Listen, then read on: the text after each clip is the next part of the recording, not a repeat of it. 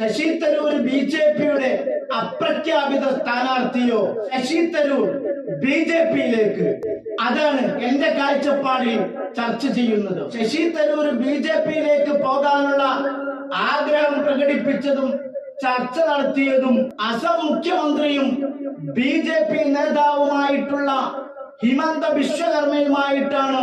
Sasi Tharoor MP ബിജെപിയിലേക്ക് ചേരാനുള്ള ചർച്ച നടത്തിയിട്ടുള്ളത്. 2022 തന്നെ ശശി തരൂര് ബിജെപിയുമായി ബിജെപിയിൽ ചേരാനുള്ള ആഗ്രഹം പ്രകടിപ്പിക്കുകയും ചർച്ച നടത്തുകയും ചെയ്തിട്ടുണ്ട്.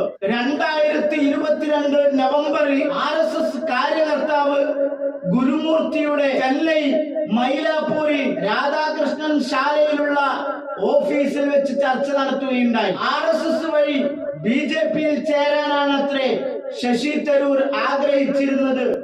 ആ നിലയിലുള്ള ചർച്ചയായിരുന്നു നടത്തിയിരുന്നത്. 2023 നവംബർ വരെ ഈ ചർച്ച തുടർന്നിരുന്നു. എന്തുകൊണ്ടോ 2023 ചർച്ച പൊളിഞ്ഞു. ചർച്ച വിജയിക്കാതെ പോയി. ചർച്ച വിജയിച്ചിരുന്നെങ്കിൽ ശശി തരൂര് ഇന്ന് തിരുവനന്തപുരത്തെ ബിജെപി സ്ഥാനാർത്ഥിയാകുമായിരുന്നു.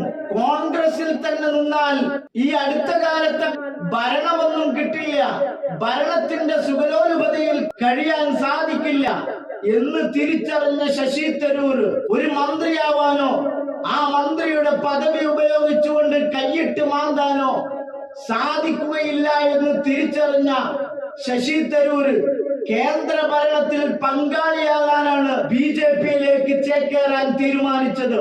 മറ്റുള്ള കോൺഗ്രസുകാരെ പോലെ ജയിച്ചു കഴിഞ്ഞാൽ ബിജെപിയിലേക്ക് ചാടിക്കയറാൻ നിൽക്കുന്ന കോൺഗ്രസുകാരനല്ല ശശി തരൂർ.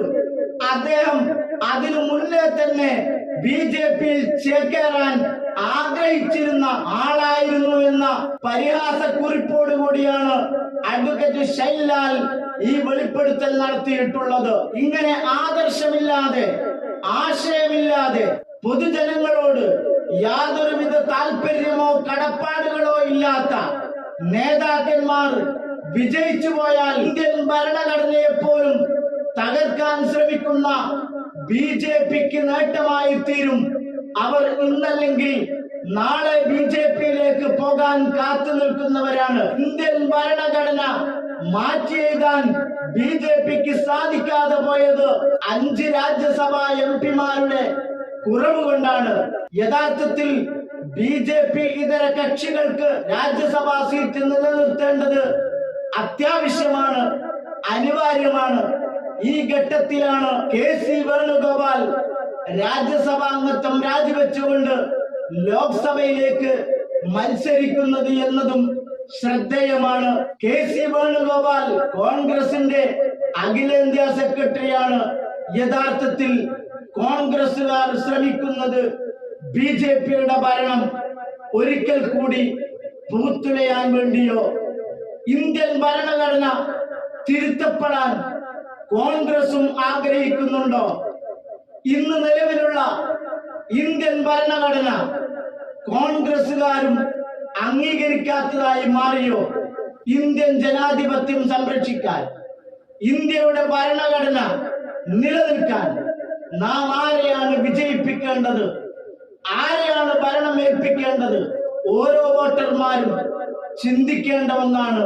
ഇന്ന് ചിന്തിച്ചാൽ ഇതൊക്കെ നമുക്ക് നിലനിർത്താം.